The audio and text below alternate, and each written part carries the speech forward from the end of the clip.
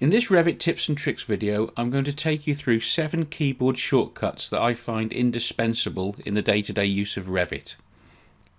So why 7 keyboard shortcuts? Why not my top 5 or my top 10?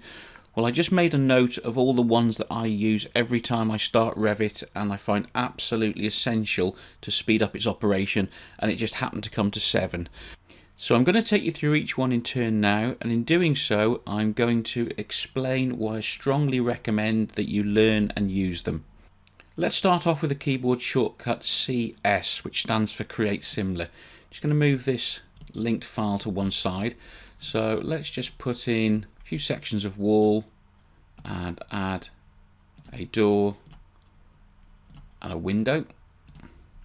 So let's say you're building up your model. You've got some walls in, some other elements.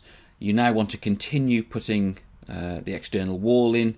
So naturally you'd go up to architecture, wall, pick your wall type.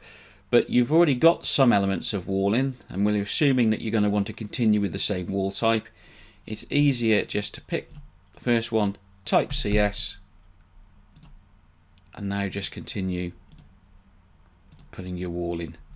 Same with doors or any other element, so we want some more doors in our wall. Rather than go up to architecture, door, make sure we've picked the right one from the drop down type selector. Just pick one that's in your model, CS, place. You can imagine the amount of time that will save over repeated operations of not having to go up and activate these tools. If you've already got an element in of the same type that you need, just pick it, this window for example, CS, and place. So now you're quickly adding new elements to your model without even having to go anywhere near the ribbon menu.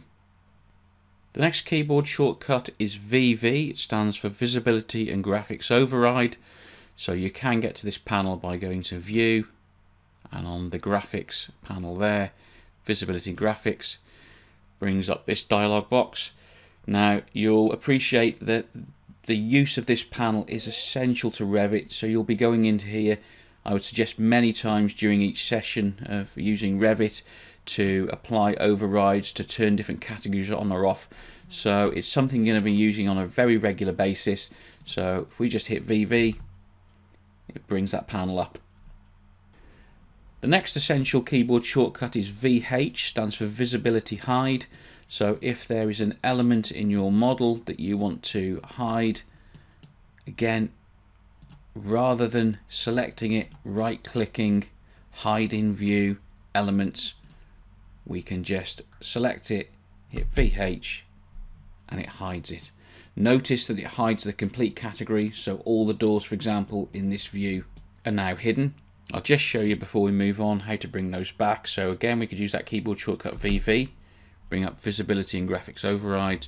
We look down and we see that the door category was turned off, and turn it back on there. The next keyboard shortcut is TL. That stands for Thin Lines.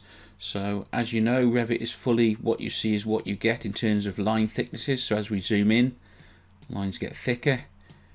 But if you need to, let's say, do some detail work around this junction here, or add some more lines or whatever, where it's obviously difficult to see exactly what's going on because of the line thicknesses, you can hit TL as a keyboard shortcut, which now ignores all the different line weights and portrays them all as a thin single line weight style.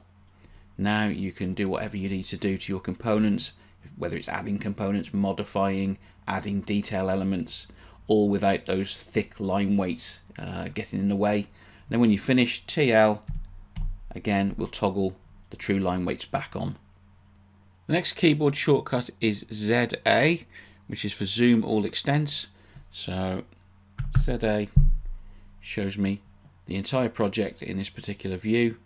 Now ZA does work on all open views, so if you are in a tiled view mode, let's get zoomed in on both of those views.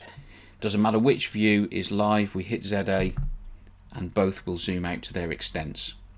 Next keyboard shortcut is ZZ, which is closely related to the last one. So ZZ zooms into a region.